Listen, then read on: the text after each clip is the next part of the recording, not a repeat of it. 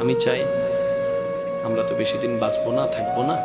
মাইকের আওয়াজ যতটুকু যাচ্ছে, এই মুহূর্তে যত আল্লাহর বান্দা নবী রাহমাতুল্লিল আলামিনের উম্মত আমার কথা শুনছেন, একটা সেকেন্ডের জন্য নিজের মনকে এটা কল্পনা করেন যে আমরা তো একদিন সাদা কাপড় পরবই। ইচ্ছা না করলেও তো আমাকে গরম পানি দিয়ে গোসল করাই দিবে, মন না চাইলেও তো এই কাপড়টা খুলে সাদা কাপড় পরাই দিবে। মায়ার সে পরিচিত ঘর থেকে নিজেকে বের হতে চাইবো না, কিন্তু সবাই মিলে তো বের করেই দিবে। একবার যখন শরীরের উপর মাটি চাপা দিয়ে দিবে, আর ওঠার কোনো সুযোগ থাকবে না।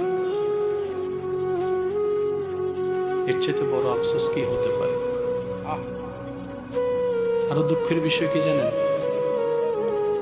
একটা সময় এমন আসবে, খবর নেওয়ারও কেউ টাইম পাবে না, জিয়ারত করারও কেউ টাইম পাবে না। এটার বাস্তব প্রমাণ এখানে হাজার হাজার আছে।